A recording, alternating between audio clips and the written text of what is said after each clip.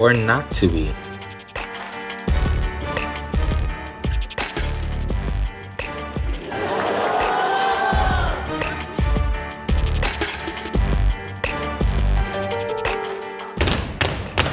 Who speaks within there? Neighbor! Open the door!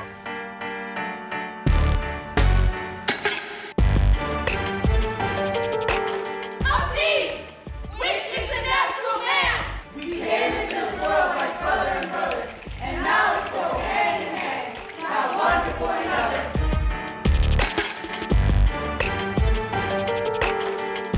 We own this space. We own this space. We own this space.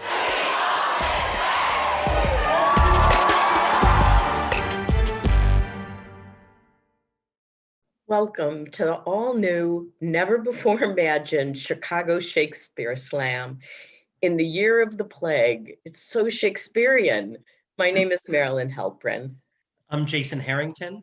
And I'm Sarah Thiel, and the three of us are Chicago Shakespeare Theater's Education Department. Thanks for tuning in. We'd also like to thank our generous sponsors for their lead gifts in support of our 2020 Chicago Shakespeare Slam and to our many education programs for students and teachers. This year, 38 teams from 39 different high schools from across the city of Chicago and surrounding region, and 250 students and their teachers participated. Our 2020 Slam was created almost entirely in a virtual world. As a departure from Slam tradition, we decided this year to focus on creating a shared, collaborative piece across our entire Slam community in this virtual space. And Hamlet spoke to us as the perfect play for this time for so many reasons. Particularly now in these strange, unsettling times, we hope that Hamlet's story would be one that students might deeply connect with. You'll hear Hamlet say later on, "The time is out of joint, O cursed spite, that ever I was born to set it right." His story just seemed like the right one for us to focus on now, for our times and for our shared story. Each of the 38 teams contributed a single scene, told from their own voice, telling the story that they wanted to tell. And because so many schools, against every obstacle that this school year threw in their way, decided to participate, we created not one, but two Hamlets to be aired on 2 consecutive nights. The 2 Hamlets, or Slamlets as we have affectionately renamed them, are each unique productions because each team approached them uniquely, editing the same scenes differently, casting the same characters with different people, imagining the scenes and settings in completely different ways. The one commonality that the 2 nights share is one famous soliloquy to be revealed as you watch. So how did we get from the beginning of the program at the top of the school year to now? 62 remarkably brave, committed teachers said yes to a wild idea. They recruited their teams of equally brave students willing to step out of their comfort zones. We gathered as a community at Hamlet Hangouts on Saturdays. We recorded and posted a bunch of workshop videos online. Cage and Aurora, whom you'll meet in a moment, created the Hamlet dance and even a cookbook of activities. A bunch of rehearsals at school, really at home because mostly remote. Each team then recorded their scene and our Chicago Shakespeare team wove all the pieces together. And that brings us to tonight when we've all gathered to celebrate everybody's creativity. Slam is only partly about Shakespeare, which might surprise you to hear Chicago Shakespeare say. What it's really about at its core is learning to be in conversation with a complex text, and in the process, finding one's own voice. And it's about building community, developing connections between different schools and communities, and discovering along the way how much we have to respect and honor in each other's bravery and creativity.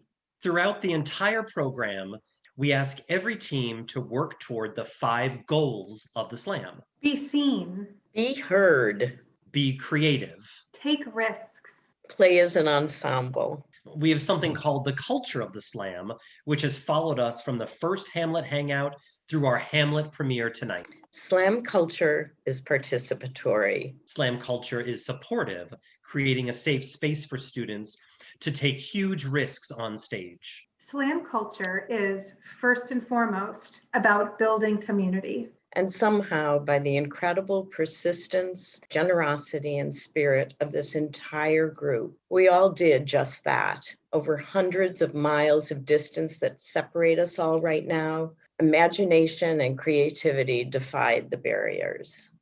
There are a few viewing tips that we want to share with you. First, because you'll be seeing the same character played by a number of different students, not only in different scenes, but sometimes in the same scene, you'll see that each team color-coded the major characters to look something like this. So Ophelia, for example, could be wearing something blue, standing against a blue background, or perhaps carrying something blue with her into the scene, but she'll be marked by the color blue in some way. And last, all the scenes are based on the team's interpretation. Some are more literal and some more abstract, but each one reflects those students in conversation with Shakespeare. That's it. That's what we wanted to share with you. Apart from our boundless thanks to each and every student and teacher who stepped forward to be part of this year's slam in truly extraordinary times. Congratulations to all of you for what you achieved together. Congratulations. Congrats, everybody. Congrats. Hello, I'm Barbara Gaines, the Artistic Director of Chicago Shakespeare Theater. And we are very proud of all of you right now. Teachers, I'd love just to say something to you from my heart to yours. In a world that was turned upside down in a seeming second, you stepped forward. You took a risk for your students' sake, and you went that extra mile. We all thank you for going that mile. Students, wow, what a year, right? Just when you wanted to be in high school and gather and have fun with your friends and do all sorts of activities, time kind of stood still. But let me tell you something. You've created something dynamic and special. Everybody came inside of these little boxes, right? These boxes of isolation. And all of you, with your talent, your creativity, you did create something totally original, something I'd never seen before. I understood parts of Hamlet that never have gotten through to me. And I have you to thank for being my teacher. But let me tell you something. As a director, you've all created a work of art. Something that anyone who sees will never, ever forget. I know I won't. Hey, everybody. My name is Cage Sebastian Pierre. And my name is Aurora Real de Asua, and we are so happy to be your creative leads alongside the whole Chicago Shakespeare education team for this year's slam. We would like to take a moment to acknowledge your hard work and your perseverance to challenge yourselves to attempt to create something incredible in this new medium with all these new unknowns. It has not gone unnoticed, and we thank you so much.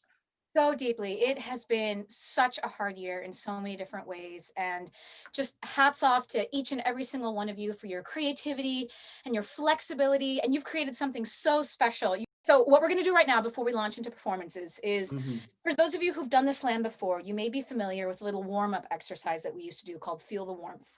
And we're going to recreate that today, but instead of thinking about it as a warm-up exercise, we want to think about it as a chance to support yourself, your team, and the whole community that has come together to do slam. So it's a chance to send a little bit of love to people who really need it, because I think we all need just a little bit of love. And what I want you to do first is I want you to take your palms like this, And I want you to bring your hands back together, and I want you to rub as hard as you can. And I want you to think of the biggest thing you can think of: the earth, the globe, the universe, the solar system, whatever it is in your hands. And here you're bringing joy, all the joy and laughter, the delight that we've had. We've all been through such a difficult year. And while everyone's year was different, it was a storm that affected all of us. So everyone needs a little bit of this love today. So to every single person in the Slam community, I want you to pour joy and laughter and love and warmth and goofiness and silliness, because we're coming together to tell stories and to make art, and we are so lucky for that. So ready, 3, 2, 1, to the camera and to the whole Slam community.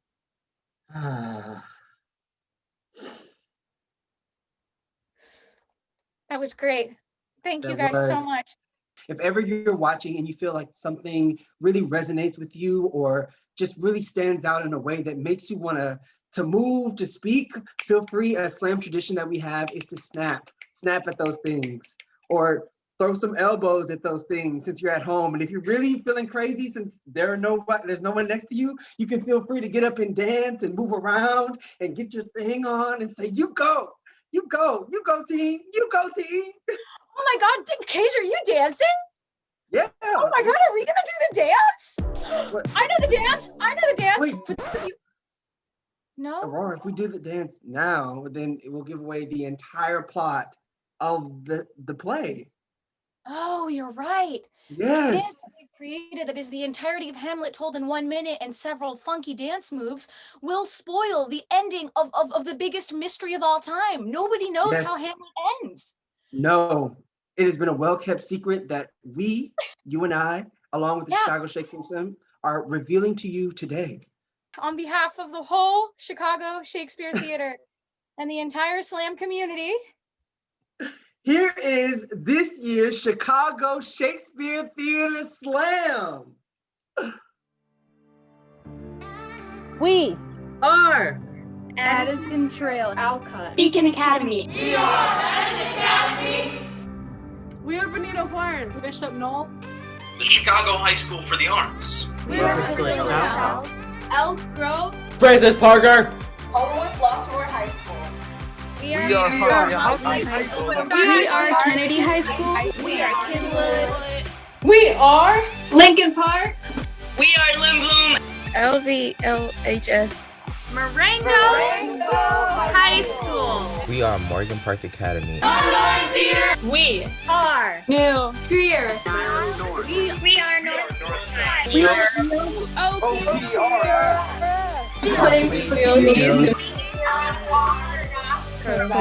West High School. Rickover Naval Academy. Ridgewood. Brownlee. We are Art. Simeon. North Shore. We are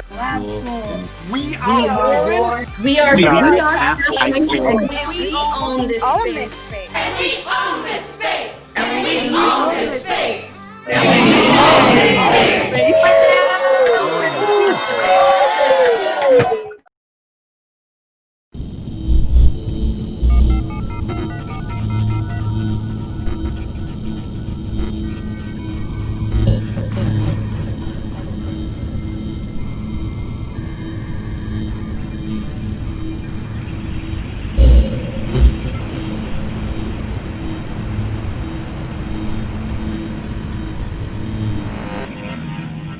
Who's there? Bernardo, He.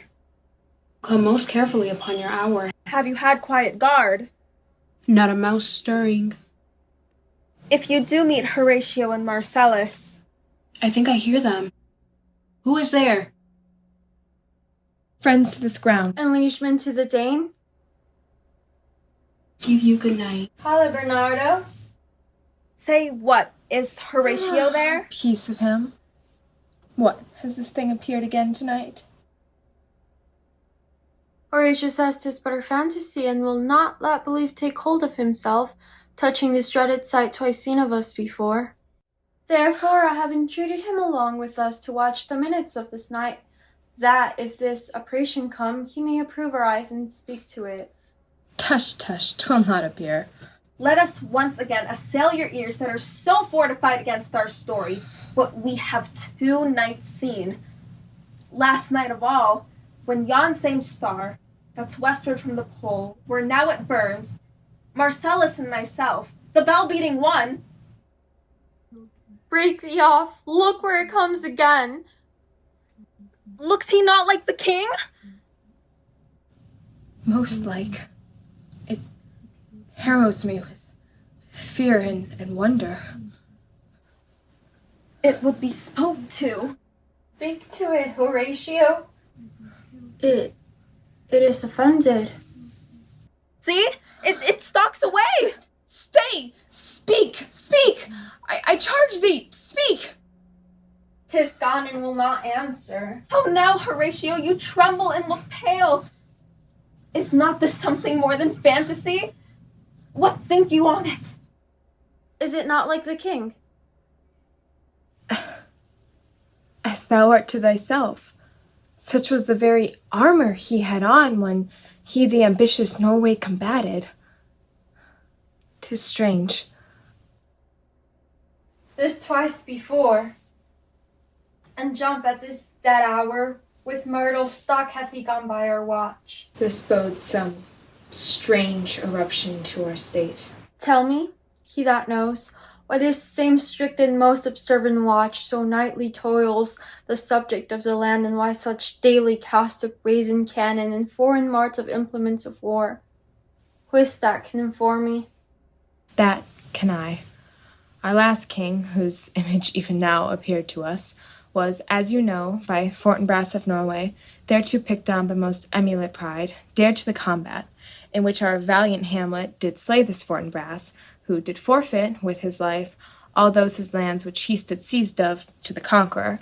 Now, Sir young Fortinbras, of unimproved mettle, hot and full, hath in the skirts of Norway, here and there, shirked up a list of lawless resolutes, but to recover of us, by strong hand, those foresaid lands so by his father lost. And this, I take it, is the main motive of our preparations. I think it be no other than e'en so. Well, may it sort that this pretentious figure comes armed through our watch, so like the king that was and is the question of these wars. A mode it is to trouble the mind's eye. In the most high and palmy state of Rome, a little ere the mighty Julius fell. But soft! Lo, behold, the where it comes again. I'll cross it though it blast me. Stay, illusion! If thou hast any sound or use of voice, speak to me. If there be any good thing to be done, that may to thee do ease and grace to me, speak to me. If thou art privy to thy country's fate, which happily for knowing may avoid, oh, speak! Stay and speak! Stop it, Marcellus! Shall I strike it with my partisan? Do if it will not stand. 'Tis here! 'Tis here! 'Tis gone. It was about to speak when the cock crew. And then it started like a guilty thing upon a fearful summons. I have heard the cock there's trumpet to the morn. But look, the morn in russet mantle clad walks o'er the dew of yon high eastward hill. Break we our watch up, and by my advice, let us impart what we have seen tonight unto young Hamlet, for, upon my life, this spirit will speak to him.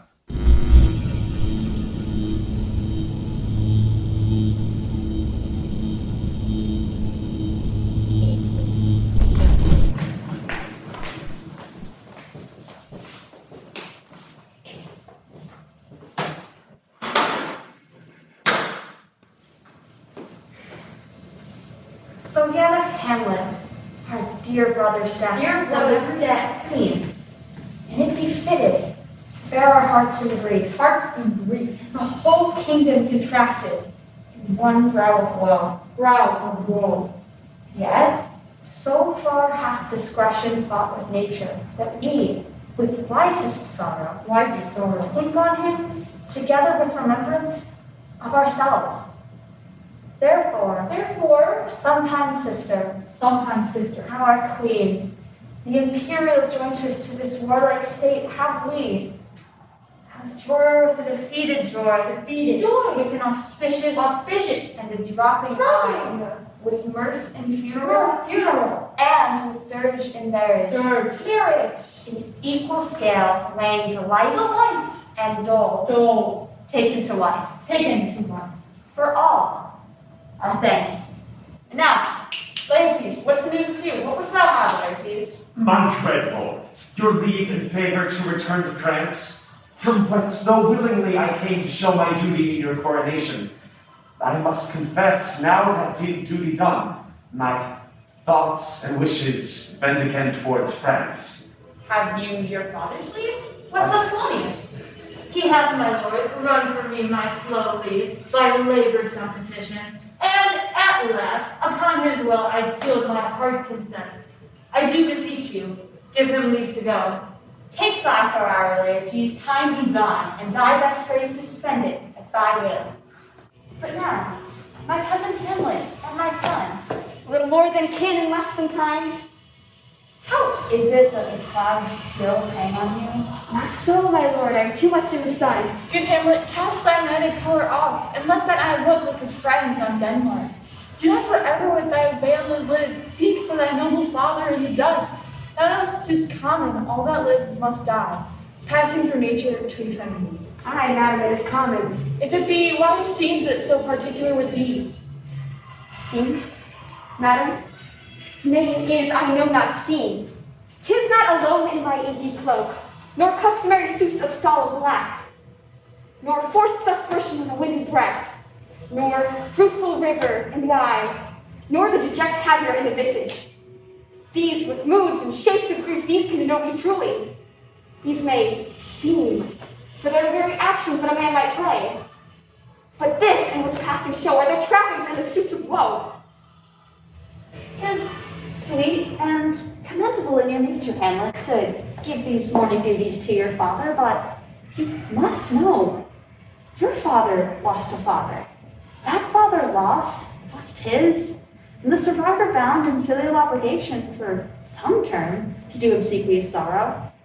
But to persevere in obstinate condolement is a course of impious stubbornness. 'Tis unmanly grief. It shows a will most incorrect to heaven, a heart unfortified, a mind impatient, an understanding simple and unschooled. Fee, 'tis a fault to heaven, a fault against the dead, a fault to nature, reason most absurd, whose common theme is death of fathers. We pray you, throw to earth this unprevailing woe and think of us as a father. We beseech you, bend you remain here, our son. Let not thy mother lose her prayers, Hamlet. I pray thee, stay with us. I will all and best obey you, madam. Why, 'tis a loving and a fair reply. Madame, come, Denmark drinks today. Come away. Oh! This too sullied flesh melt and thaw in the dew.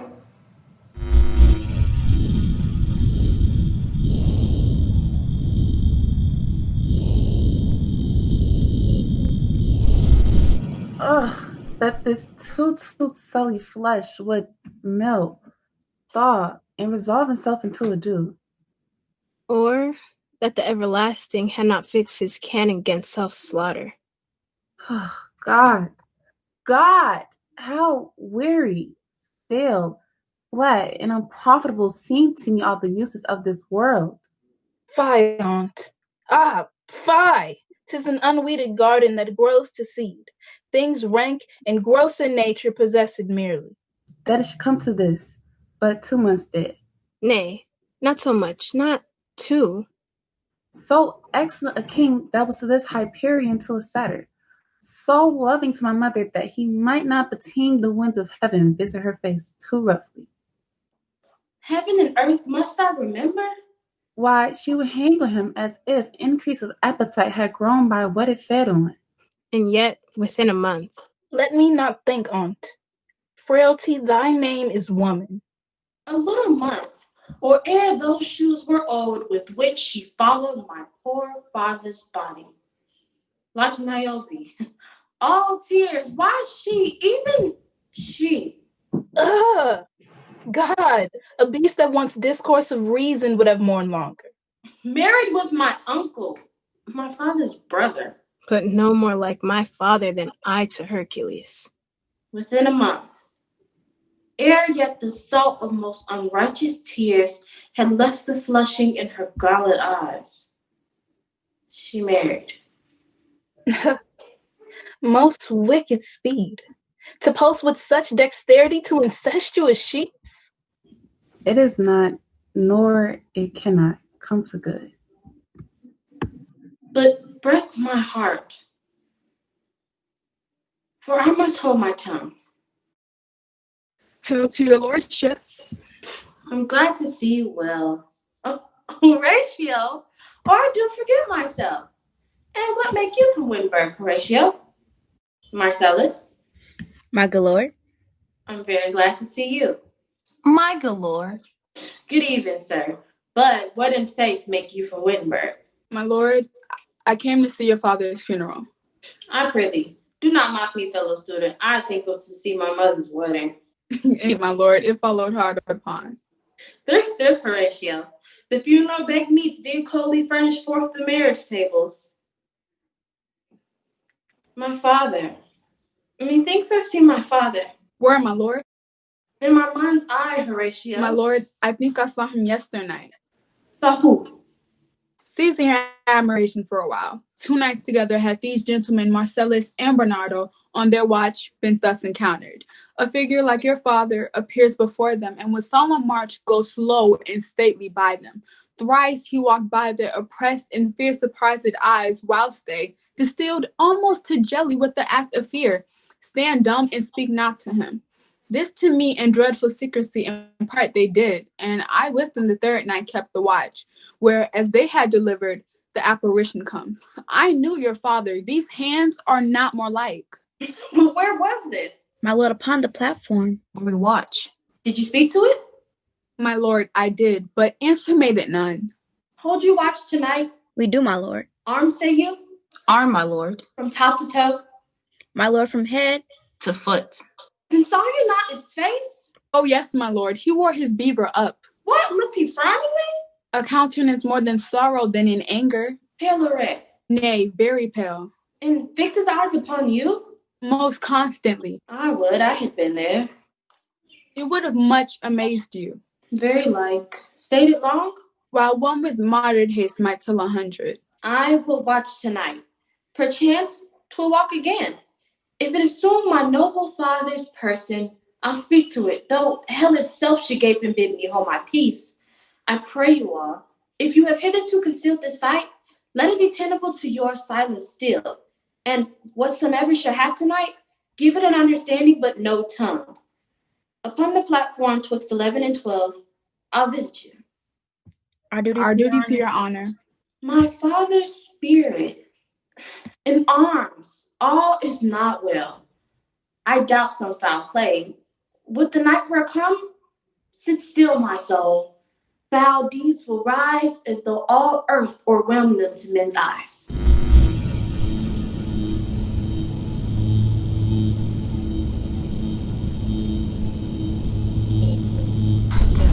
My necessaries are embarked. Farewell. And as the winds give benefit and convoy is assisted, do not sleep, but let me hear from you. Do you doubt that? For a Hamlet, in the trifling of his favor, hold it a fashion and a toy in blood, a violet in the youth of primy nature, froward, not permanent, sweet, not lasting, the perfume and suppliance of a minute, no more. No more, but so. Think it no more. Perhaps he loves you now. But you must fear his greatness weighed. His will is not his own, for he himself is subject to his birth. If with too credent ear you list his songs, or lose your heart, or your chaste treasure open to his unmastered importunity, fear it, Ophelia. Fear it, my dear, and keep you in the rear of your affection out of the shot of danger and desire. Ooh, I shall the effect of this good lesson keep as watchman to my heart, but do not, as some ungracious pastors do, show me the steep and thorny way to heaven. Whiles like a puffed and reckless libertine, himself the primrose path of dalliance treads, and recks not his own reed. Oh, fear me not. Oh, I stay too long, but here my father comes. Yet here, Laertes, aboard, aboard, for shame. The wind sits in the shoulder of our sail, and you are stayed for. There, my blessing with thee. And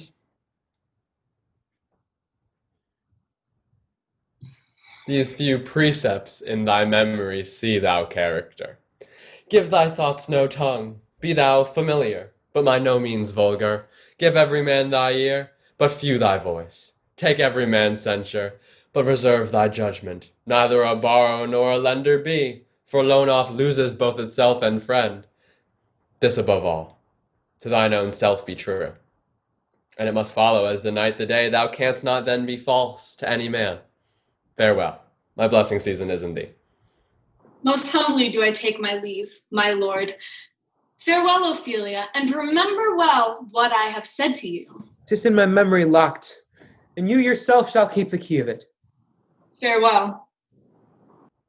What is Ophelia hath said to you? So please you, something touching the Lord Hamlet. 'Tis told me he hath very oft of late given private time to you. What is between you? Give me up the truth. He hath, my lord, of late made many tenders of his affection to me. Affection? Pooh, you speak like a green girl, unsifted in such perilous circumstance. Do you believe his tenders, as you call them? I do not know, my lord, what I should think. Mary, I'll teach you.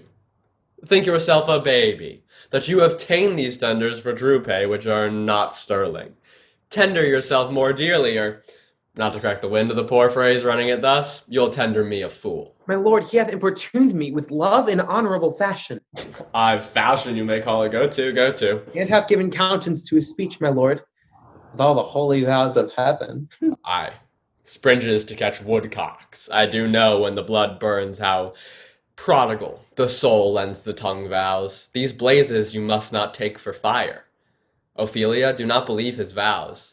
I would not, in plain terms, from this time forth, have you so slander any moment leisure as to give words or talk with the Lord Hamlet. Look toot, I charge you, come your ways. I shall obey, my lord.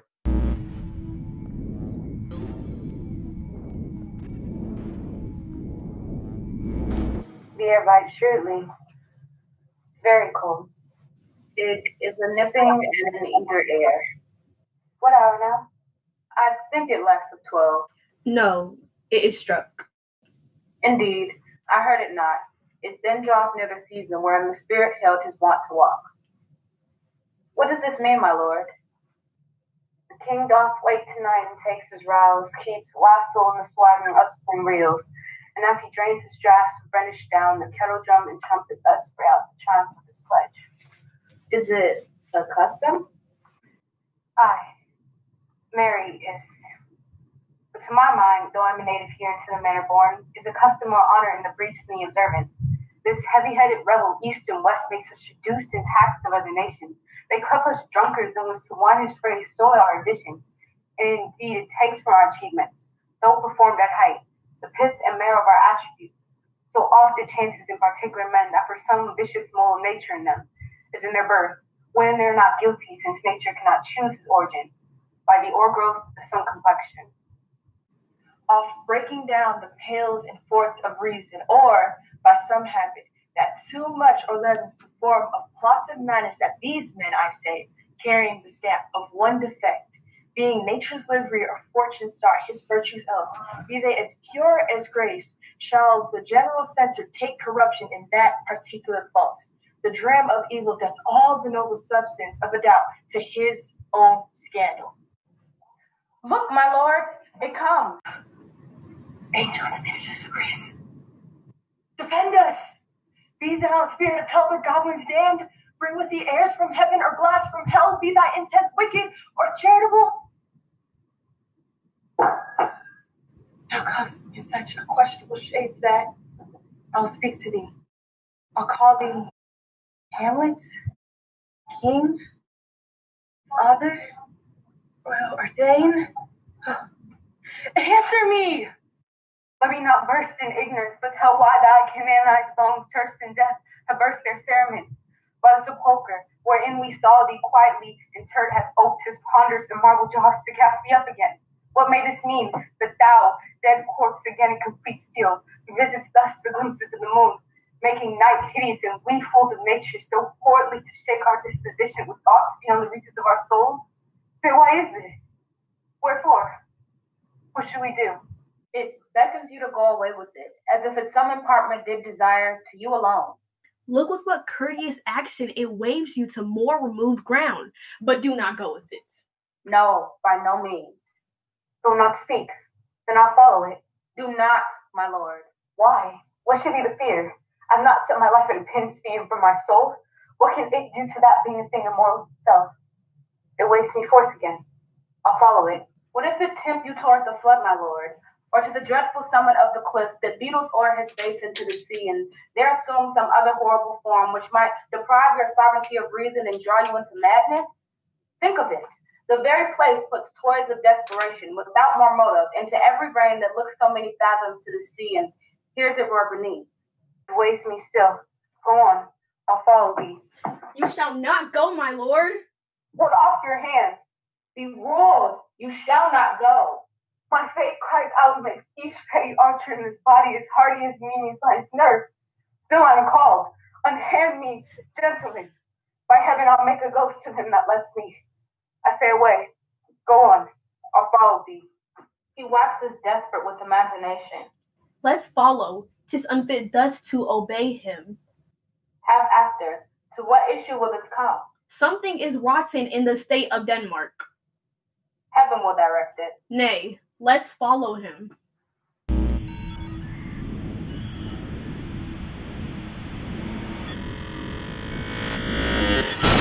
Whither wilt thou lead me? Speak, I'll go no further.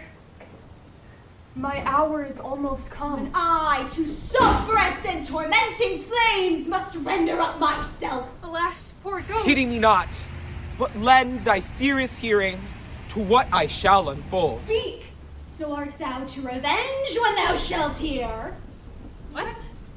I am thy father's spirit. Oh God! If thou didst ever thy dear father love, revenge his foul and most unnatural murder! The serpent that did sting thy father's ear now wears his crown. Oh, my prophetic soul! My uncle! Aye, that incestuous, that adulterous beast! Let me be. Sleeping within my orchard. My custom, always of the afternoon. Upon my secure hour thy uncle stole. Thy uncle stole, with juice of cursed Hebonine of Isle. And in the porches of my ear did pour the leprous distilment. Thus was I, sleeping by a brother's hand. Of life of Queen of Crown at once dispatched. Let not the royal bed of Denmark be a couch for luxury and damned incest! Adieu. Adieu. Adieu. Remember me. Oh, all you hosts of heaven, O earth, what else? And shall I couple hell? Remember thee? Thou poor ghost, whilst memory holds a seat in this distracted globe, remember thee? Villain! Villain! Smiling, damned villain! So, uncle, there you are. Now to my word it is adieu, adieu. Remember me. I have sworn.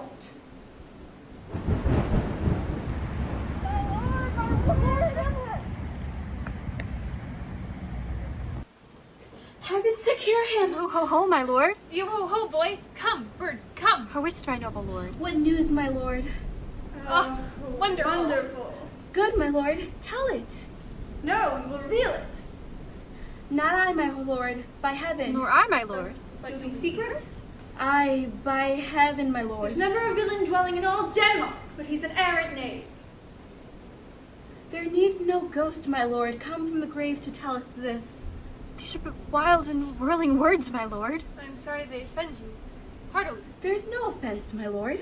Now, good friends. as you are friends, scholars, and soldiers, give me one poor request. What's this, my lord? Never to speak of what you have seen tonight.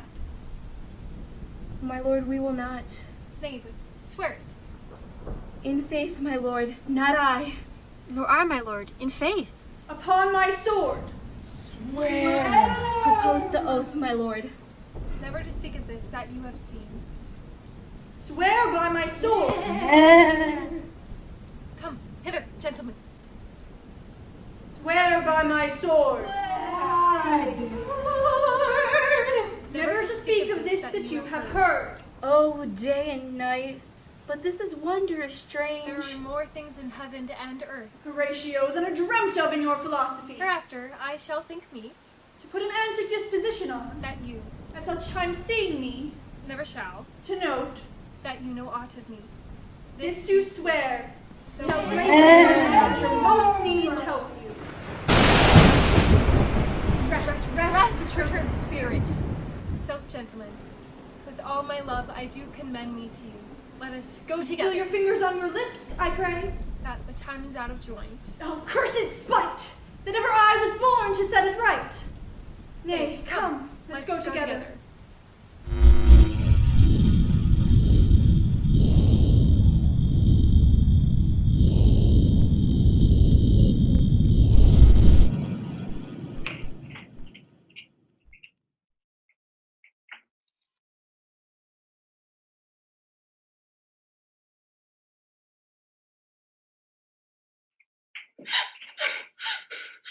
Oh no, Ophelia, what's the matter? Oh, my lord, I have been so affrighted. With what in the name of God? My lord, as I was sewing in my closet, Lord Hamlet, with his doublet all embraced, pale as his shirt, his knees knocking each other, and with a look so piteous in purport as if he had been loosed out of hell to speak of horrors, he comes before me. Mad for thy love? My lord, I do not know, but truly I do fear it. What said he? He took me by the wrist and held me hard. Then goes he to the length of all his arm, and with his other hand thus o'er his brow he falls to such perusal of my face as he would draw it. Long stayed he so. At last he raised a sigh so piteous and profound as it did seem to shatter all his bulk and end his being. That done, he lets me go. Come, go with me. I will go seek the king. What, have you given him any hard words of late? No, my good lord, but as you did command, I did repel his letters and denied his access to me. That hath made him mad. Come, go we to the king. Okay, this business is well ended, my liege and madam, to expostulate what majesty should be. What duty is, why day is day, night night, and time is time. We're nothing but to waste night, day, and time. Therefore, since brevity is the soul of wit, I will be brief. Your noble son is mad. Mad, I call it. For to define true madness, what is it? But to be nothing else but mad. More matter, less art. Good madam, I swear, I use no art at all. But he's mad, 'tis true, 'tis pity, and pity, 'tis true. A foolish figure, but farewell it, for I will use no art. I have a daughter, while she is mine. Who, in her duty and obedience, Mark, hath given me this. Now gather and surmise. The celestial and my soul's idol, the most beautified Ophelia. That's an ill phrase, a vile phrase. Beautified is a vile. Came this from Hamlet to her? Good madam, stay a while. I will be faithful. Doubt thou the stars are fire? Doubt that the sun doth move? Doubt truth to be a liar, but never doubt I love thine evermore, dear lady. Hamlet. This, in obedience, hath my daughter shown me. But how hath she received his love? What do you think of me? As a man faithful and honorable. I should fain prove so. But what might you think? Or what might my majesty your queen here think if I had looked upon this love with idle sight? What might you think? No, I went round to work, and my young mistress thus I did bespeak. Lord Hamlet is a prince. Out of thy star, this must not be. And then I prescripts gave her, that she should lock herself from his resort, and he, repelled. A short tale to make, fell into a sadness, then into a fast, into the madness wherein now he raves, and all we mourn for. You think this lit? Maybe, very like. Hath there been such a time where I have positively said 'tis so when it proved otherwise? Not that I know. How may we try it? You know, sometimes he walks 4 hours together in this lot. So he does indeed. At such a time, I'll loose my daughter to him. Be you and I behind an arras then.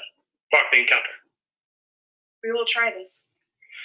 But look where sadly the poor wretch comes reading. Away! I do beseech you both, away! I'll board him presently. How does my good Lord Hamlet?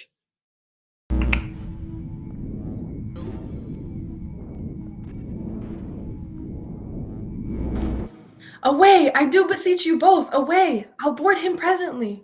Oh, give me leave. How does my good Lord Hamlet? Well, God have mercy. Do you know me, my lord?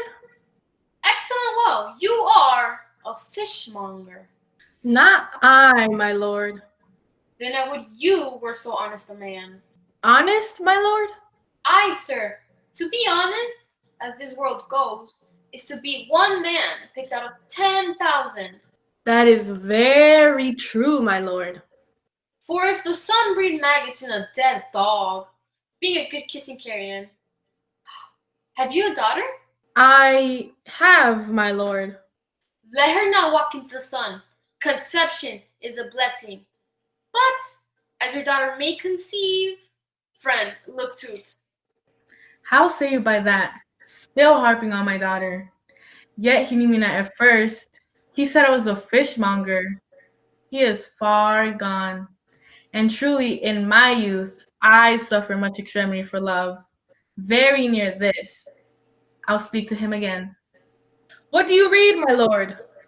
Words, words, words. What is the matter, my lord? Between who? I mean the matter that you read, my lord. Slander, sir. For the satirical rogue says here that old men have gray beards, that their faces are wrinkled, and that they have a plentiful lack of wit. All which, sir, though I most powerfully and potently believe, yet I hold it not honesty to have its thoughts set down. For yourself, sir, shall grow old as I am, if, like a crab, you could go backward. Though this be madness, yet there is method in it. Will you walk out of the air, my lord? Into my grave? Indeed, that is out of the air.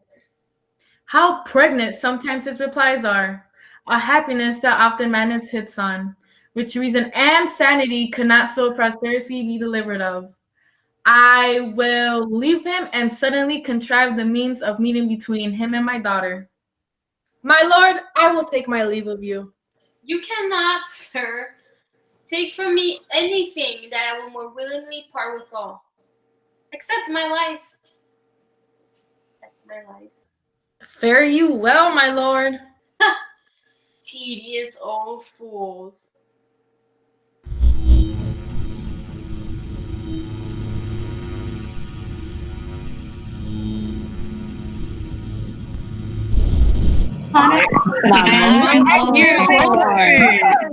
How does thou do, Guildenstern? Ah, Rosencrantz, good lads, how do ye both? Happy in that we are not over happy. On Fortune's cap, we are not the very button. Nor the soles of her shoe? Neither, my lord. Then you live about her waist, or in the middle of her favors. Faith? Her private weave. In the secret parts of Fortune, almost sure she is a strumpet. What's none, my lord, but at the words going honest. Then doomsday is near, but your news is not true. What have you, my friend, deserved at the hands of Fortune that she sent you to prison hither?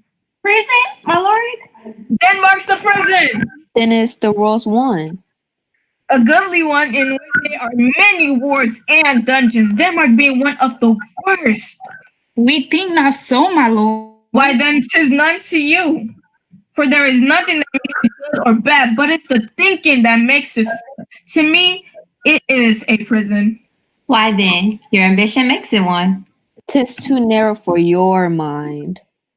Oh God, I could be bound in a nutshell and count myself king of infinite space. Shall we to the court? We'll wait upon you. We'll wait upon you. No such matters. I will not sort you with the rest of my servants. But what makes you a Lord? To visit you, my lord. No other occasion. I thank you. And sure, dear friends, were you not sent for? Is this on your own inclining? Is this a free visitation? Come, deal justly with me.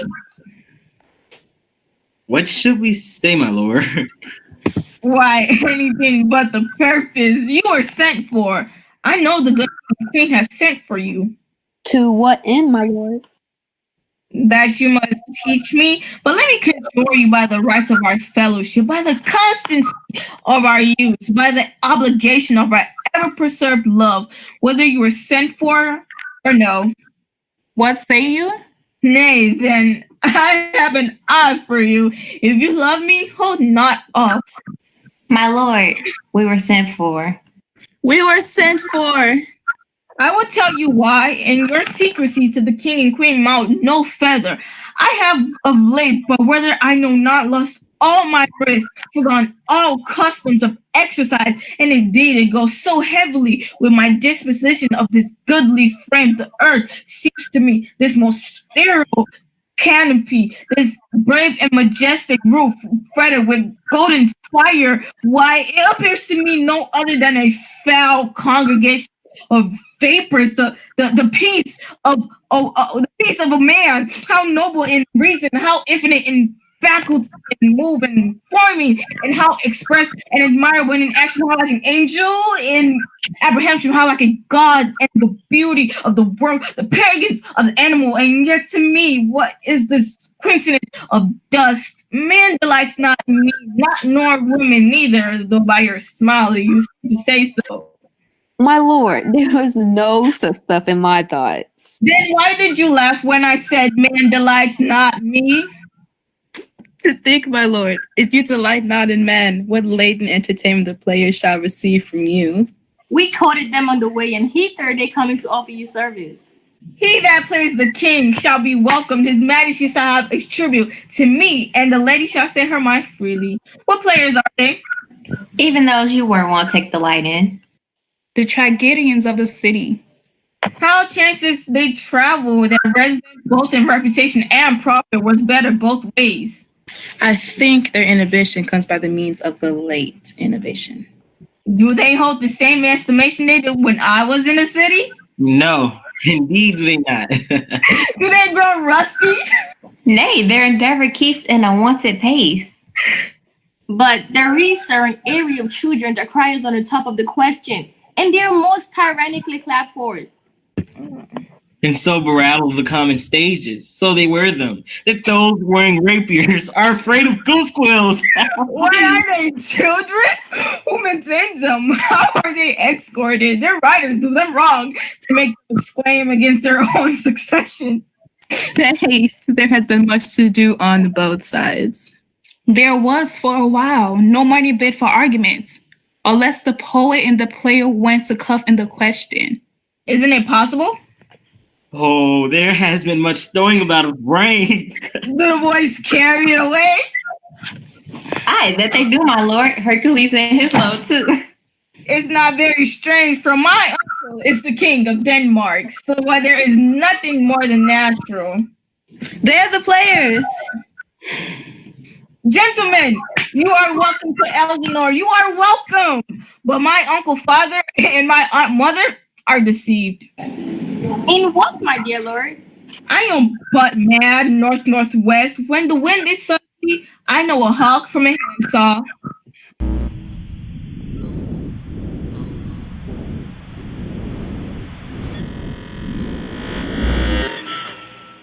I have heard that guilty creatures sitting at a play have, by the very cunning of the scene, been struck so to the soul that presently they have proclaimed their malefactions.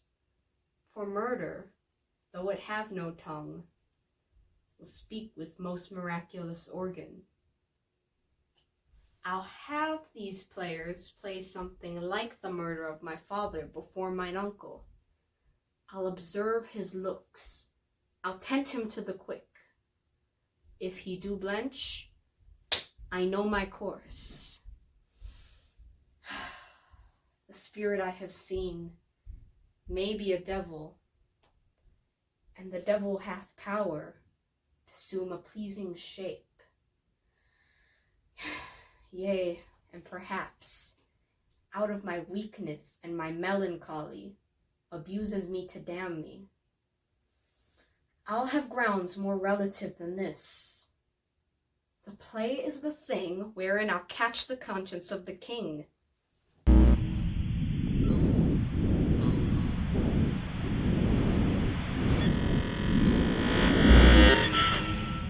To be or not to be? Or not to be? That is the question. To be or not to be? That is the question. Whether 'tis nobler in the mind to suffer. the slings and arrows of outrageous fortune, Or to take arms against the troubles, and by opposing, end them. End them. That is the question. to be, Or not to be. That is The question. to be. That is the question. To die, to sleep, To die. no more. And by sleep, to say, we end the heartache. The heartache! and the thousand natural shocks that The flesh is heir to. 'Tis a consummation. 'Tis a consummation. Tis a consummation! Devoutly to be wished. To be or not to be. Или не будешь? Дай вопросы. To Be Or not to be. that is the question. أكون أو ما أكون هذا السؤال. to die, to sleep, to sleep perchance, to dream. To dream. There's the rub. For in the sleep of death, what dreams may come. When we have shuffled off this mortal coil, must give us pause. There's the respect that makes calamity of so long life. To be or not to be. That is the question. To be or not to be. For who would bear the whips and scorns of time? The oppressor's wrong. The proud man's contumely. The pangs of the spies love, the laws delay. Love, the law's delay. The insolence of office. And the spurns that patient merit of unworthy takes. When he himself might his quietus make. With a bare bodkin? To be or not to be.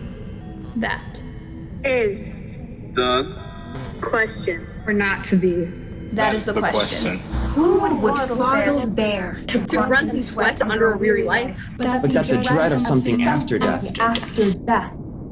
The undiscovered country of whose bourne no traveler returns. Puzzles the will. And makes us rather bear those ills we have. Than fly to others that we know not of. That we know not of. To Be or not to be. That Is The question. That is the question.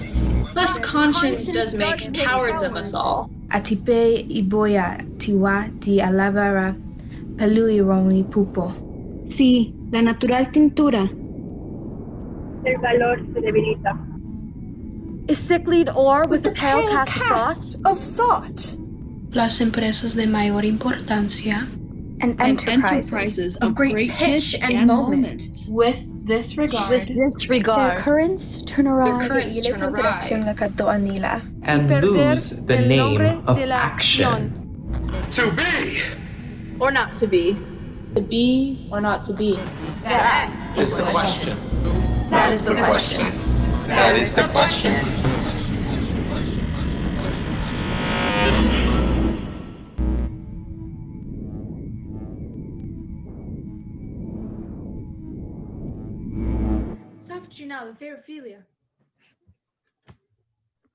good, my lady. How does your honor for this many a day? I humbly thank you. Well, My lady, I have remembrance of yours that I have longed long to redeliver. I pray you receive them now. no, Not I. I never gave you aught. My honored lady, you know right well you did, and with them words so sweet breath composed, and made things more rich, their perfume lost. Take these again, for to the noble mind risketh wax poor when givers prove unkind. Are you honest? My lady? Are you fair? What means your ladyship? That if you be honest and fair, your honesty should admit no discourse to your beauty. Could beauty, my lady, have better commerce than with honesty? Aye, truly, for the power of beauty will sooner transform honesty from what it is to a ball than the force of honesty can translate beauty into his likeness. I did love you once. Indeed, my lady, you made me believe so. Well, you should have not believed me. I loved you not. I was the more deceived. Get thee to a nunnery. Why wouldst thou be a breeder of sinners? I am myself indifferent, honest, but yet I could accuse me of such things that it were better my mother had not borne me. I am very proud, revengeful, ambitious, with more offense at my back than I have thoughts to put them in, imagination to give them shape, or time to act them in. What should such fellows as I do crawling between earth and heaven? We are arrant knaves all. Get thy ways to a nunnery. Where is your father? At home, my lady. Let the doors be shut upon him, that he may play the fool nowhere but in his own house. Farewell. Oh, help her, you sweet heavens. If thou dost marry, I'll give thee this plague for thy dowry. Be thou as chaste as ice, as pure as snow, thou shalt not escape calumny. Or if thou wilt needs marry a fool, for wise women know well enough what monsters you make of them. To a nunnery, go! Heavenly powers, restore her. I have heard of your paintings too. God had given you one face and you make yourselves another. You jig and amble and you lisp. You nickname God's creatures and make your wantonness your ignorance. Go to! I'll no more on it. It had made me mad. I say we will have no more marriage. To a nunnery, go! Oh, what a noble mind is here thrown, and I, of ladies most deject and wretched, that suck the honey of her musicked vows, now see the noble and most sovereign reason, like sweet bells jangled out of time and hearts. Oh, woe is me, to have seen what I've seen, see what I see.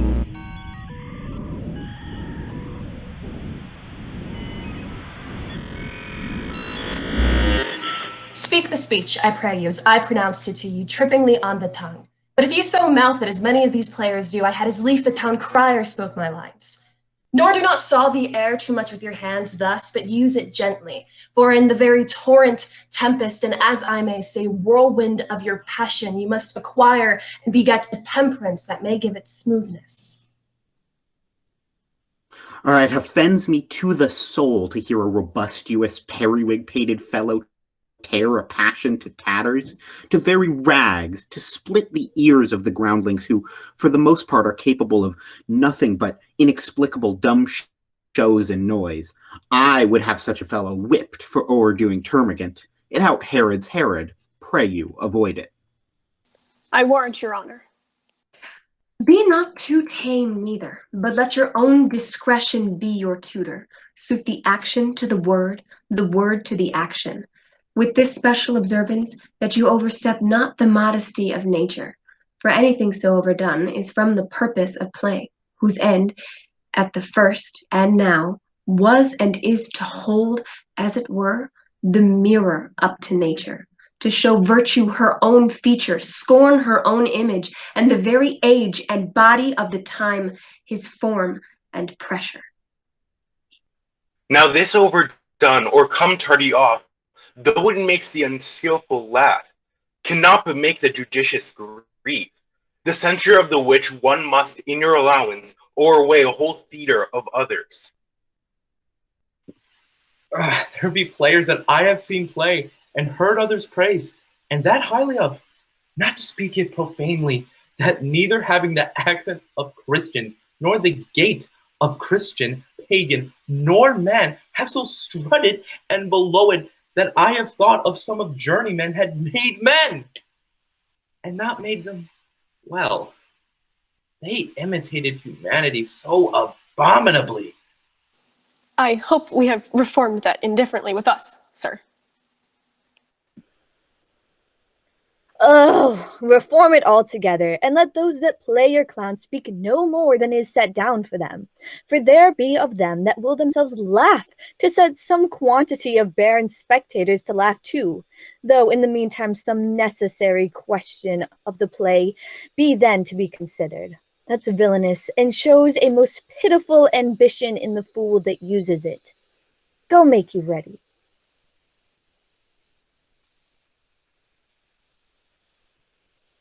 How now, my lord? Will the king hear this piece of work? And the queen too, and that presently. Bid the players make haste. Will you too help to hasten them? Aye, my lord.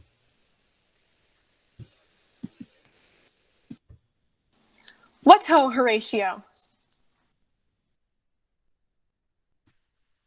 Your sweet lord, at your service. Horatio, thou art e'en as just a man as e'er my conversation coped withal. My dear lord. Nay, do not think I flatter, for thou hast been as one in suffering all that suffers nothing. A man that fortune's buffets and rewards has ta'en with equal thanks. And blessed are those whose blood and judgment are so well committed that they are not a pipe for fortune's finger to sound what stop she please. Give me that man that is not passion's slave, and I will wear him in my heart's core, aye, in my heart of heart, as I do thee. Something too much of this. There is a play tonight. One scene of it comes near the circumstance which I have told thee of my father's death. I pray thee, even when thou seest that act afoot, even with the very comment of thy soul, observe my uncle. If his occulted guilt do not itself unkettle in one speech, it is a damned ghost that we have seen, and my imaginations are as foul as Vulcan's study. Give him heedful note, for mine eyes will rivet to his face, and after we will both our judgments join in censure of his seeming. Well, my lord, if you steal aught the whilst the play is playing, and escape detecting, I will pay the theft. They are coming to the play. I must be idle. Get you a place.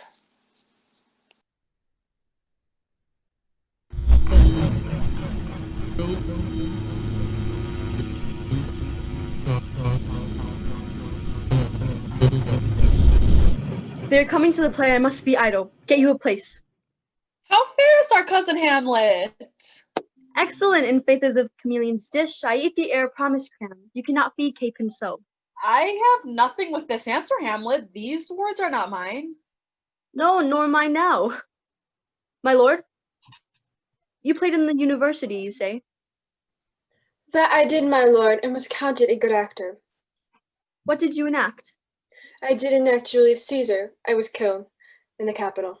Brutus killed me. It was a rude part of him to kill so capital the calf there. Be the players ready? Come hither, my dear Hamlet. Sit by me. No good, mother. Here's a little more attractive. Oh, do you mark that? Lady, shall I lie in your lap? No, my lord. I mean my head upon your lap. Aye, my lord. Do you think I meant country matters? I think nothing, my lord. That's a fair thought to lie between maids' legs. What is, my lord? Nothing. You are merry, my lord. Who, I? Aye, my lord. What should a man do but be merry? For look you, how cheerfully my mother is, and my father died within these 2 hours. Nay, 'tis twice 2 months, my lord. So long, then. Let the devil wear black, for I'll have a suit of sables. Oh, heavens, died 2 months ago and not forgotten yet?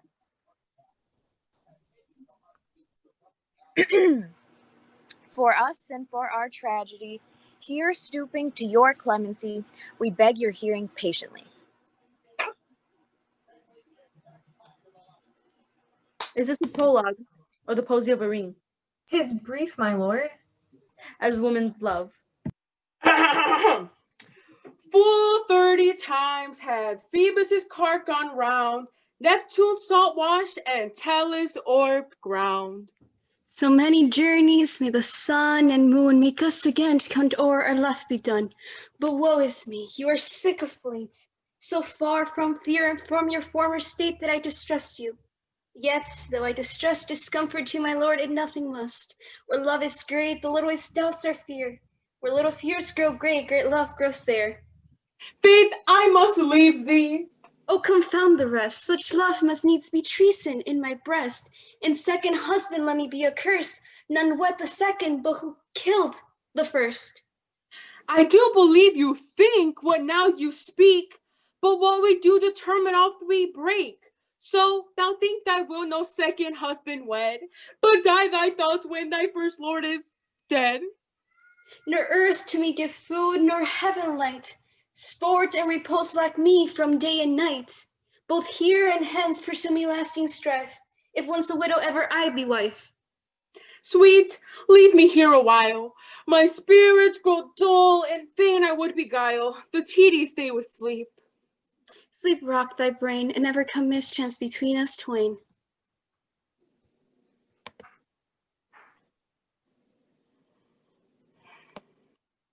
Madam, how like you this play?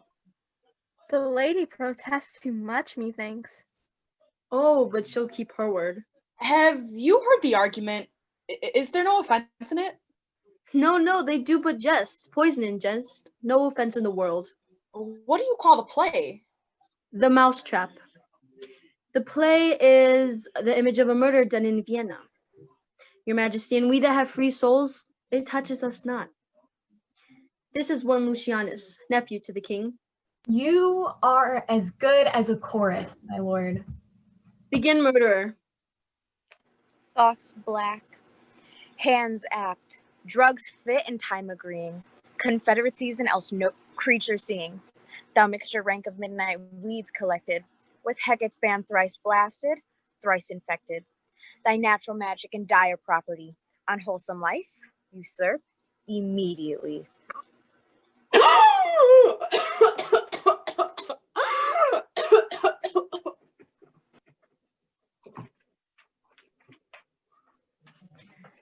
You shall see anon how the murderer gets the love of Gonzago's wife. The king rises! What, frighted with false fire? How fares my lord? Or the play? Give me some light. Oh, wait. Lights! Lights!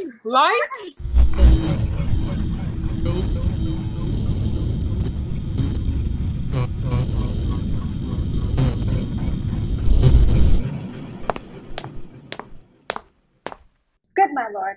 Vouchsafe me a word with you. Sir, a whole history. The queen, your mother, in most great affliction of spirit, hath sent me to you. You are welcome. She desires to speak with you in her closet ere you go to bed. We shall obey were she 10 times our mother. Have you any further trade with us? My lord, you once did love me. And do still by these pickers and choosers. Good, my lord. What is your cause of distemper? Sir, I lack advancement. How can that be, when you have the voice of the king himself for your succession in Denmark? Aye, sir, but while the grass grows, the proverb is something musty. Oh, the recorders! Let me see one. Will you play upon this pipe? My lord, I cannot. I pray you. I know no touch of it, my lord. It is as easy as lying. Govern these vintages with your fingers and thumb. Give it breath with your mouth, and it will discourse most eloquent music. Look you, these are the stops. But these cannot I command to any utterance of harmony. Why, look you now, how unworthy a thing you make of me. You would play upon me, you would seem to know my stops, you would pluck out the heart of my mystery, you would sound me from my lowest note to the top of my compass, and there is much music, excellent voice in this little organ, yet cannot you make it speak? S'blood, do you think I am easier to be played on than a pipe? Call me what instrument you will, though you can fret me, you cannot play upon me. God bless you, sir. My lord, the queen would speak with you, and presently. Then I will come to my mother by and by. They fool me to the top of my bent. I will come by and by. I will say so. By and by is easily said. Leave me, friends.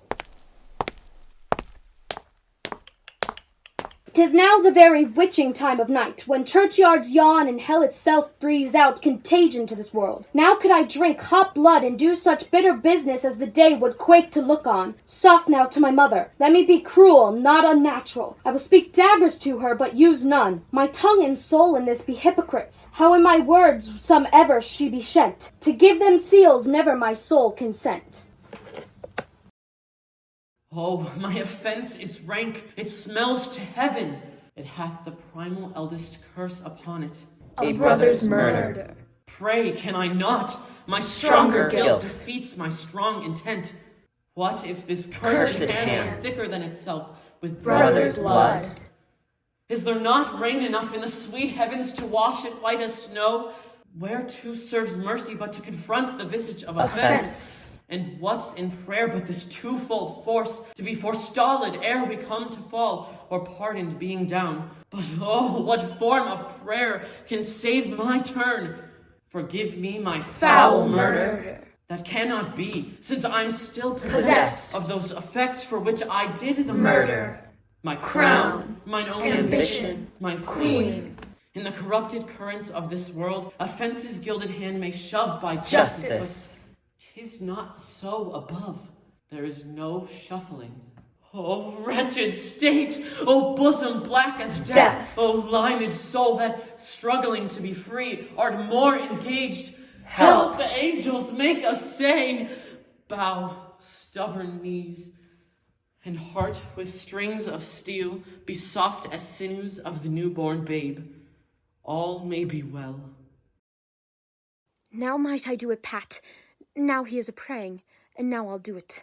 And so he goes to heaven, and so am I revenged. That would be scanned. A villain kills my father, and for that, I, his sole son, do this same villain send to heaven. Why, this is higher salary and not revenge. Revenge. He took my father grossly, full of bread, with all his crimes broad blown, as flush as May, and how his audit stands, who knows, save, O heaven. And am I then revenged to take him in the purging of his soul, when he's fit and seasoned for passage?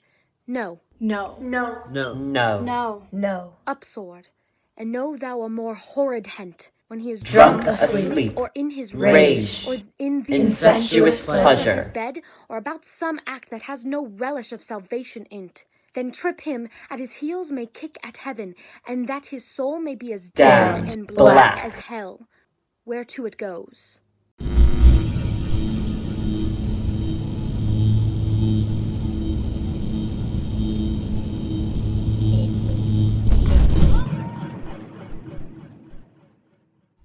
Hamlet?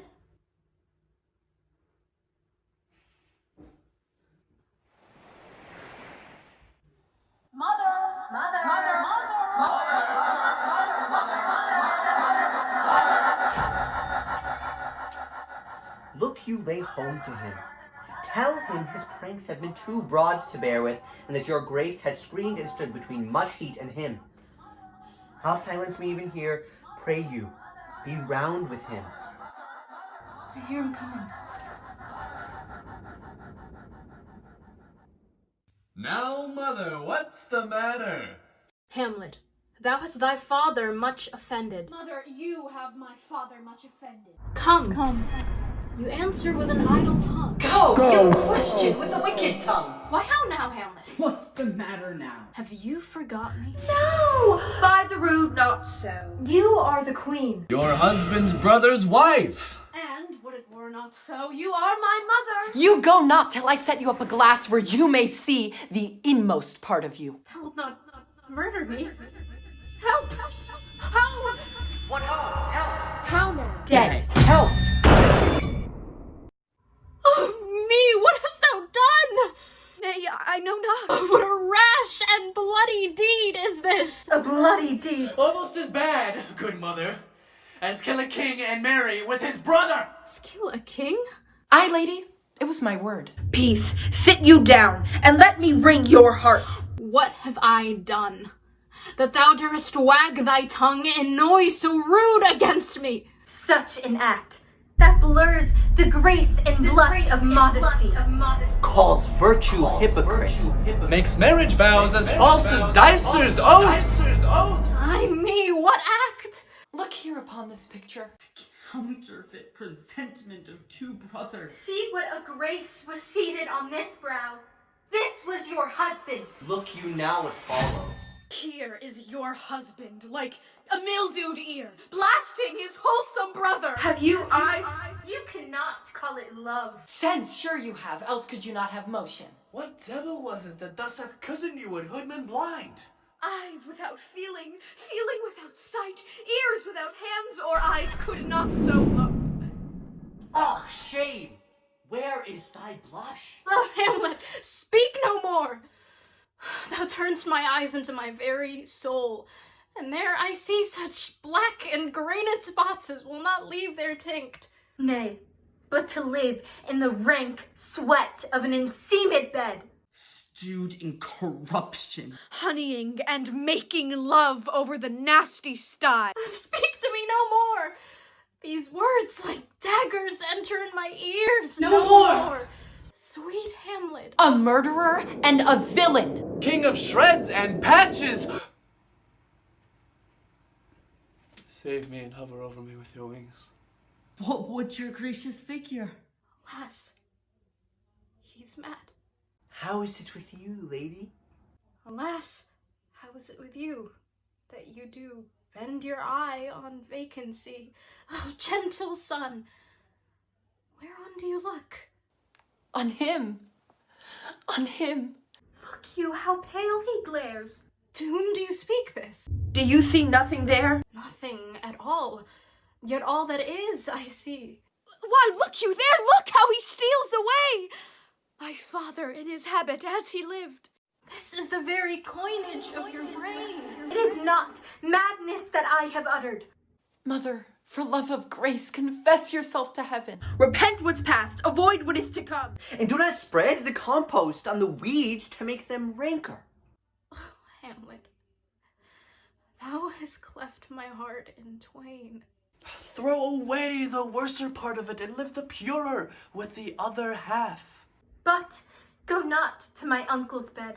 Assume a virtue if you have it not. And when you are desirous to be blessed, a blessing beg of you. One word more, good lady. What shall I do? Not this by no means that I bid you do. Let the bloat king tempt you again to bed. Pinch wanton on your cheek. Call you his mouse. And let him make you to ravel all this matter out? In the basket creep and break your own neck down. Be thou assured, if words be made of breath and breath of life, I have no life to breathe what thou hast said to me. Good night, Good night, mother. Good night, mother.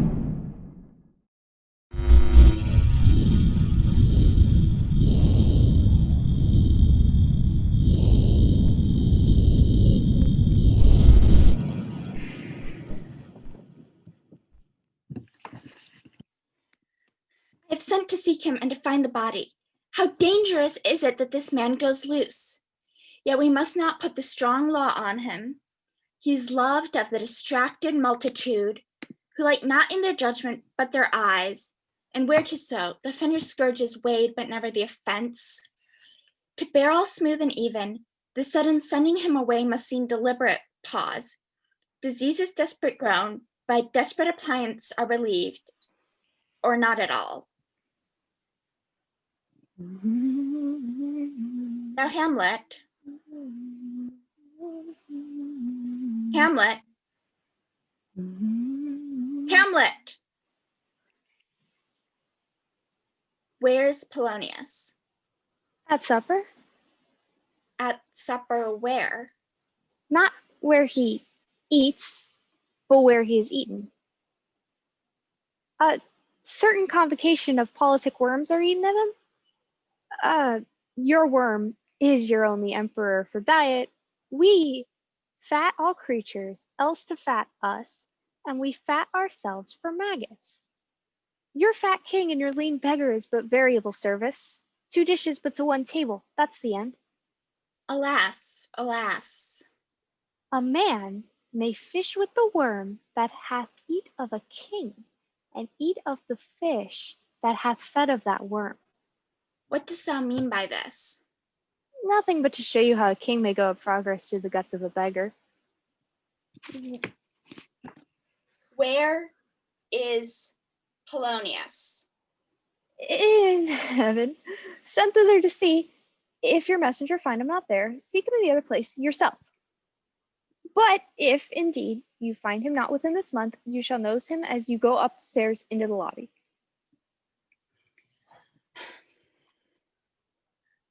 I'll seek him there.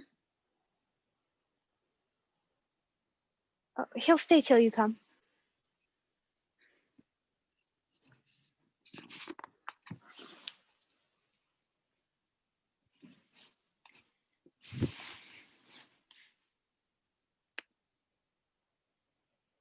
Hamlet, this deed for thine especial safety, which we do tender as we dearly grieve for that which thou hast done, must send thee hence with fiery quickness.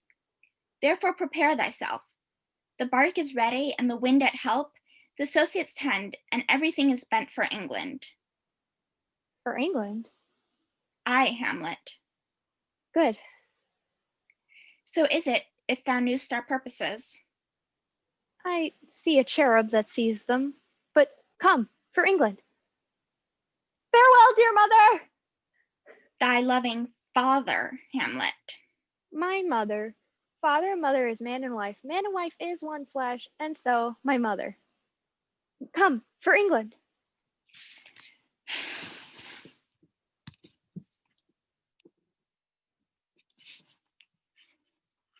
And England, if my love thou hold'st at aught, as my great power thereof may give thee sense, since yet thy cicatrice looks raw and red after the Danish sword, and thy free awe pays homage to us, thou mayst not coldly set our sovereign process which imports at full, by letters congruent to that effect the present death of Hamlet. Do it, England, for like the hectic in my blood he rages, and thou must cure me. Till I know 'tis done, howe'er my haps, my joys will ne'er begin.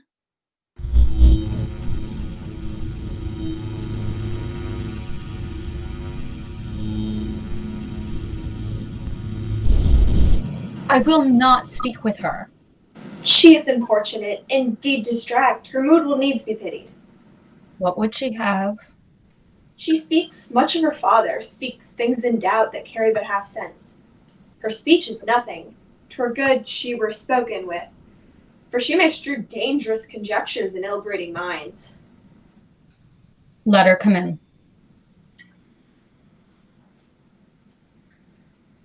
Where is the beauteous majesty of Denmark? How now, Ophelia? How should I, your true love, know? From another one. Say you, nay, pray you, Mark. He is dead and gone, lady! He is dead and gone! Nay, but Ophelia! Pray you, Mark. At his head, a grass-green turf. At his heels, a stone. Alas, look here, my lord. How do you, pretty lady? Lord, we know what we are, but not what we may be. Tomorrow is St. Valentine's Day, and I a maid at your window. Let in the maid that out a maid, never departed more. Pretty Ophelia. By gist and by Saint Charity, quoth she before you tumbled me. You promised me to wed. He answers. So would I a done by yonder sun, as thou hast not come to my bed. How long has she been thus? I hope all will be well. Good night, ladies. Good night. Good night, sweet ladies. Good night. Oh, Gertrude, Gertrude. When sorrows come, they come not in single spies, but in battalions. First, her father slain, next, your son gone, and he most violent author of his own just removed, the people muddied, thick and unwholesome in their thoughts and whispers. Poor Ophelia, divided from herself and her fair judgment, without the which we are pictures or mere beasts. Last, and as much containing as all these, her brother is in secret come from France. Alack, what noise is this? Attend! Where is this king? The doors are broke! Where is this king? Oh, thou vile king, give me my father! Calmly, good Laertes. That drop of blood that's calm proclaims me bastard! Tell me, Laertes, where thou art thus incensed. Let him go, Gertrude. Speak, man. Where is my father? Dead. But not by him. Let him demand his fill. How came he dead? I'll not be juggled with. To hell allegiance, I dare damnation. Like comes what comes, only I'll be revenged most thoroughly for my father.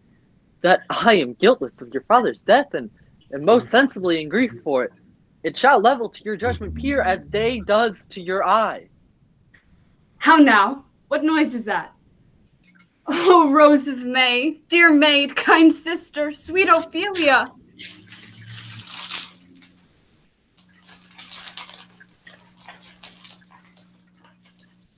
Fare you well, my doe. Hadst thou thy wits and didst persuade revenge, it could not move thus. Pray you, love, remember. And there's pansies, that's the thoughts.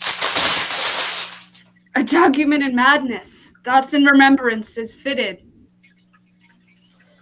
I would give you some violets, but they all withered away when my father died. Thoughts and afflictions, passion, hell itself, she turns to favor and to prettiness.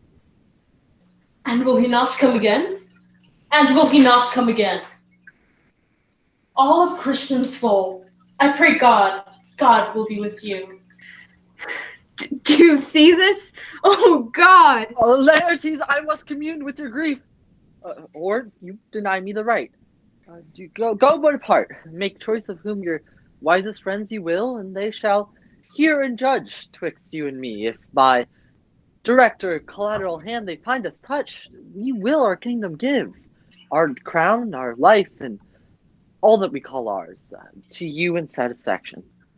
But if not, be content to lend your patience to us, and we shall jointly labor with your soul to give it due content.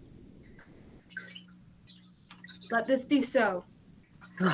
And were the offense, let the great axe fall. I pray you, go with me.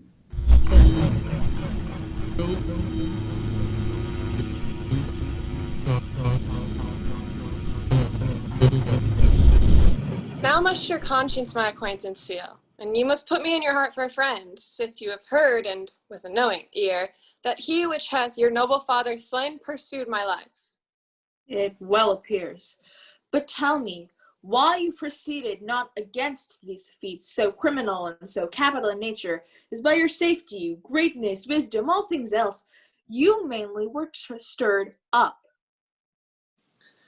The queen, his mother, lives almost by his looks, and for myself she is so conjunctive to my life and soul, I could not but buy her.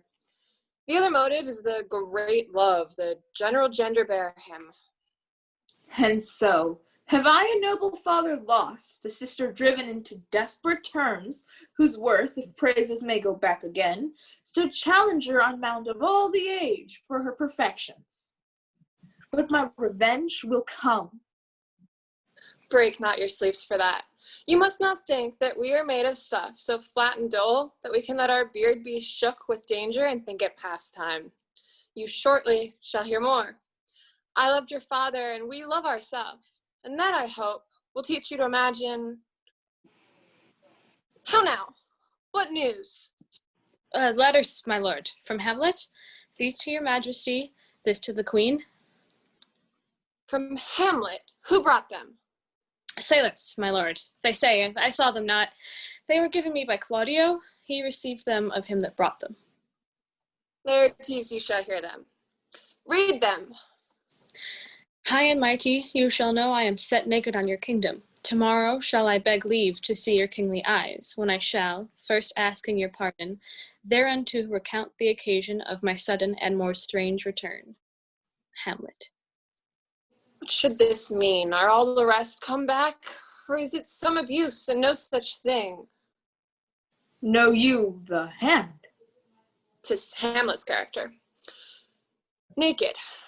And in the postscript here, he says alone. Can you advise me? I am lost in it, my lord, but let him come. If he be now returned as checking at his voyage, and that he means no more to undertake it, I will work him. Laertes, was your father dear to you? Or were you like a painting of a sorrow, a face without a heart? Why ask you this? Not that I think you did not love your father, but that I know love is begun by time, and that I see in passages of proof, time qualifies the spark and fire of it. But to the quick deal, sir, Hamlet comes back. What would you undertake to show yourself indeed your father's son, more than in words? To cut his throat in the church. No place indeed should murder sanctuarize. Revenge should have no bounds. And for that purpose, I'll anoint my sword.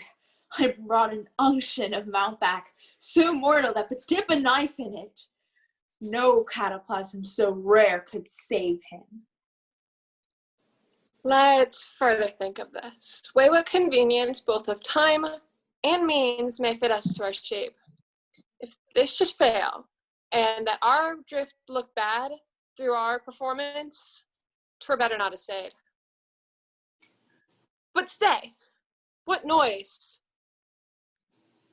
When woe doth tread upon another's heel, so fast they follow, your sisters drown, Laertes. Drowned?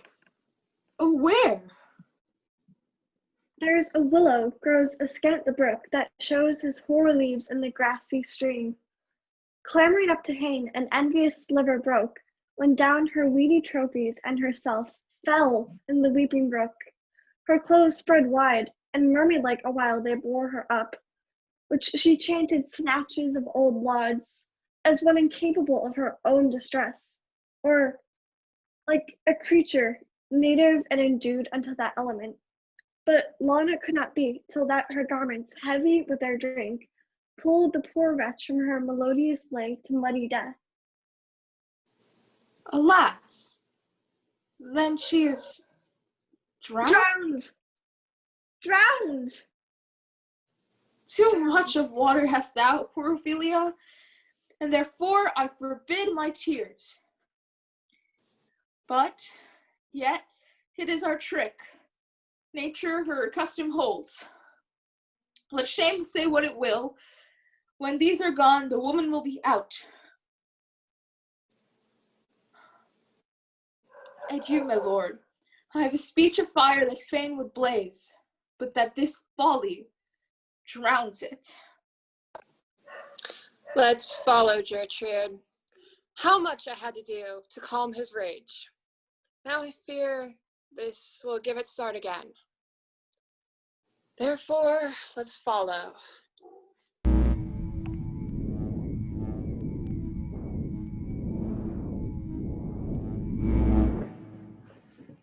Is she to be buried in Christian burial? Croner finds it Christian burial. How can that be unless she drowned herself in her own defense? Is found so? Here lies the point. If I drown myself wittingly, it argues an act. She drowned herself wittingly. Nay, but hear you. Give me leave. Here lies the point. Here lies the water. Good. Here stands the man. Good. If the man go to the water, he drowns himself. But if the water go to the man, he drowns himself not. But is this the law? There's Croner's quest law. If this had not been a gentlewoman, she would not have been buried in Christian burial. And the more pity that great folk should have countenance to drown or hang themselves in this world, even more so than they're ever Christian. Come, my spade. Go to. What is he that builds stronger than the shipwright, the mason, or the carpenter? The gallows maker. For his frame outlives 1,000 tenants. I like thy wit well and good faith. The gallows does well. It does well to those who do will. The gallows may do well to thee. Who built stronger than a mason, a shipwright, or a carpenter? Cudgel thy brains no more about it. A grave maker, the houses he makes last till doomsday. Go in and fetch me a stoup of liquor.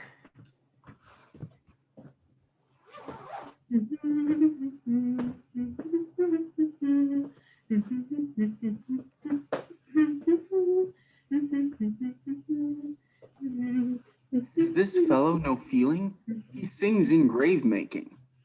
Custom hath made him a property of easiness. The hand of little employment hath the daintier sense. That skull and the tongue in it could sing once. How the knave jowls it to the ground as if 'twere Cain's jawbone. This might be the pate of a politician which this ass now overreaches. It might, my lord. Or of a courtier who could say, "Good morrow, sweet lord, how dost thou, sweet lord?" Aye, my lord. Did these bones cost no more the breeding but to play loggets with them? The sirrah? Mine, sir. I think it be thine indeed, for thou liest in it. You lied out on it, sir, therefore it is not yours. For my part, I do not lie in it, yet it is mine. Thou dost lie in it. To be in it in sade is thine. 'Tis for the dead, not for the quick. Therefore thou liest. 'Tis a quick lie, sir. 'Twill away again from me to you. Who's to be buried in it? One that was a woman, sir, but rest her soul, she's dead. By the Lord, Horatio. Age has grown so picked that the toe of the peasant comes so near the heel of the courtier. How long hast thou been gravemaker? I came to it that last day our King Hamlet overcame Fortinbras. How long is that since? Every fool can tell that. It was that day our young King Hamlet was born, he that is mad and sent to England. 'Tis no great matter there. Why? There, the men are as mad as he. How long will a man lie in the earth ere he rot? If he be not rotten before he die, he will last you 8 years. 10 will last you 9. Why he more than another? His hand is so tanned with his trade that he will keep out water a great while. Here's a skull lying there, 23 years. Whose was it? A horse and mad fellows, a pestilence on him. He poured a flagon of Rhenish on my head once. York skull, the king's jester. This? And that. Let me see. Alas, poor Yorick. I knew him, Horatio. A fellow of infinite jest. He hath borne me on his back 1,000 times. Here were the lips I kissed I know not how oft. Where be your jibes now? Not one to mock your own grinning? Quite chapfallen? Horatio, tell me one thing. Dost thou think Alexander looked at this fashion in the earth and smelt so? Think so, my lord. To what base uses may we return, Horatio? Why may not imagination trace the noble dust of Alexander till he find it stopping a bunghole? Alexander died. Alexander was buried. Alexander returneth to dust. The dust is earth. Of earth we make loam. And why of that loam whereto he was converted might they not stop a beer barrel?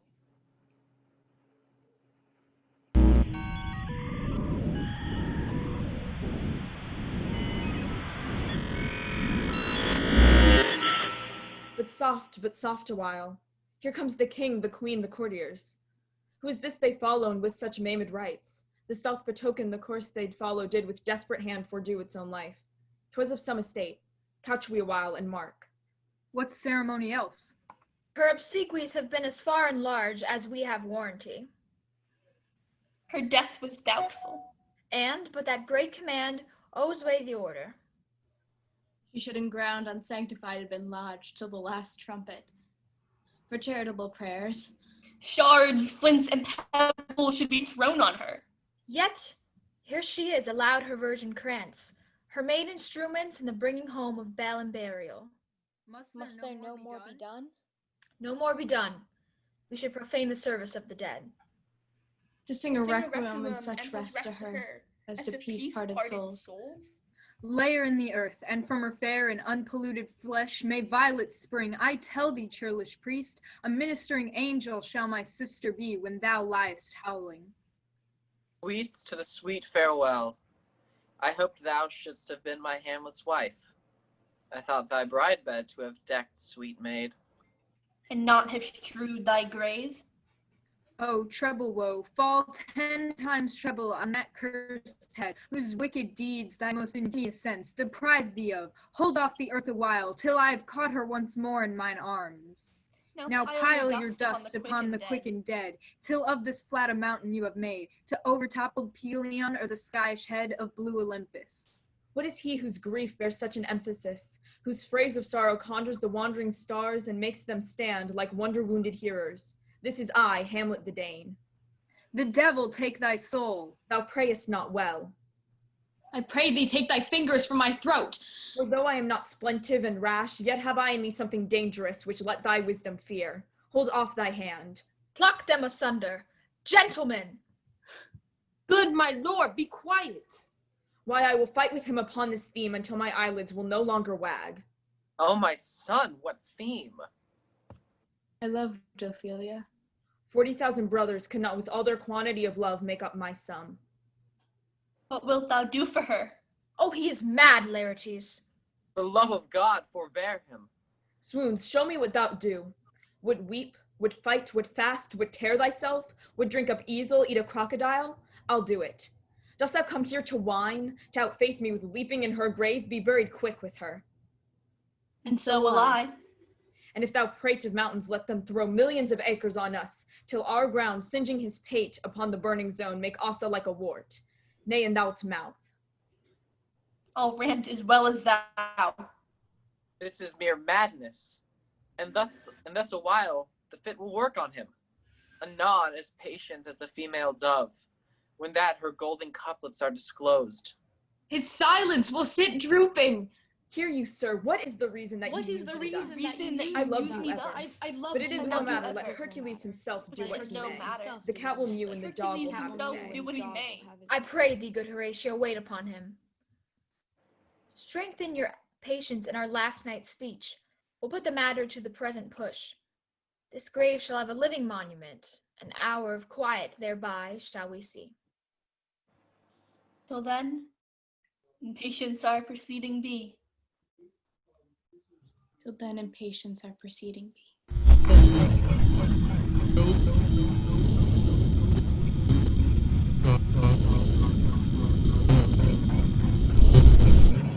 You will lose, my lord. I do not think so. Since he went into France, I have been in continual practice. I shall win at the odds. But thou wouldst not think how ill all's here about my heart. But it is no matter. If your mind dislike anything, obey it. I will forestall the repair hither and say you are not fit. Not a whit. We defy augury. There is a special providence in the fall of a sparrow. If it be now, 'tis not to come. If it be not to come, it will be now. If it be not now, yet it will come. The readiness is all. The readiness is all. The readiness is all. Come, Hamlet, come and take this hand from me. Give me your pardon, sir. I have done you wrong, but pardon, as you are a gentleman. I do receive your offered love like love, and will not wrong it. I embrace it freely, and will this brother's wager frankly play. Give us the foils. Come on. Come, one for me. Give them the foils, young Osric. This is too heavy. Let me see another. This likes me well. Come, begin. And you, the judges, bear a wary eye. Come on, sir. Come, my lord. One. No. Judgment. A hit! A very probable hit. Well, again. Stay. Give me drink. Hamlet, this pearl is thine. Here's to thy health. I'll play this bout first. Set it by a while. Come.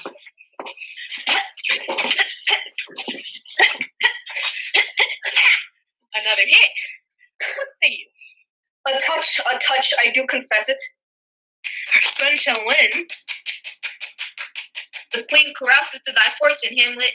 Gertrude, do not drink. I will, my lord. I pray you pardon me. It's the poisoned cup. It is too late. Come for the third, Laertes. You do but dally. Say you so. Come on.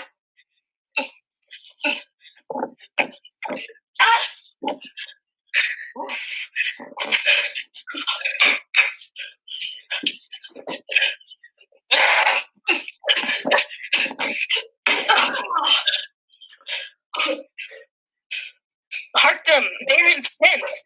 Nay, come again. Look for the queen there. Oh! They bleed on both sides. How is it, my lord? How is it, Eryxis? I am justly killed with my own treachery. How does the queen? See them bleed. No, the drink. Oh, my dear Hamlet, the drink. I am poisoned. Oh, villainy! Oh, let the door be locked. Treachery. Seek it out. It is here, Hamlet. Hamlet, thou art slain. No medicine in the world can do thee good. The treacherous instrument is in thy hand, unbaited and envenomed. The foul practice hath turned itself on me. The king's to blame. The point and venom too. Then, venom, to thy work. Treason! Oh, yet defend me, friend. I am but hurt. Here, thou incestuous, Murderous? Damn it, Dane. Drink off this potion. Is thy union here? Follow my mother. Exchange forgiveness with me, noble Hamlet. Mine and my father's death come not upon thee, nor mine on me. Heaven make thee free of it. I follow thee. Horatio, I am dead. Thou livest. And report me and my cause a right to be unsatisfied. Never believe it. I am more an antique Roman than a Dane. Here's yet some liquor left. As thou art a man, give me the cup. Let go. By heaven, I'll have it. If thou didst ever hold me in thy heart. Absent thee from felicity a while. In this harsh world, draw thy breath in pain to tell my story. The rest is silence.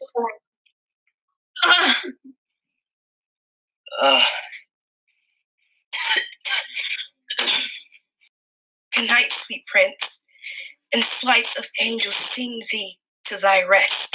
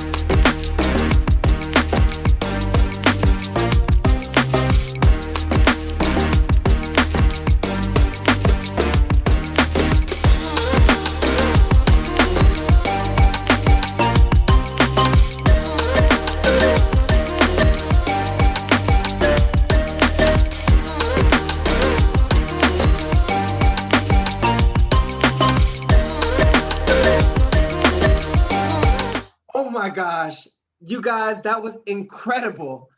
I did not know what happened at the end of that story. I did not know. Hamlet, total surprise, total shocker.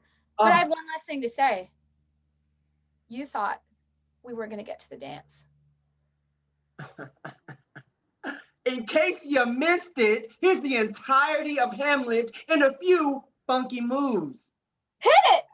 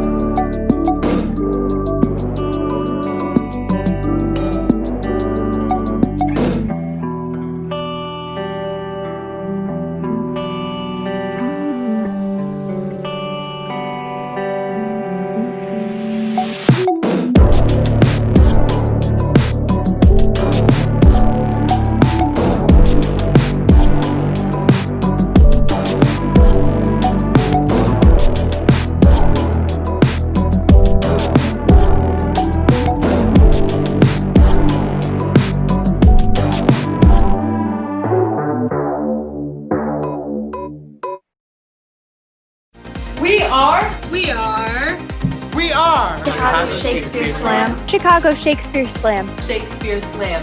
We are Chicago Shakespeare Slam. Slam. And we own this space. We own this space. We own this space. We own this space. We own this space.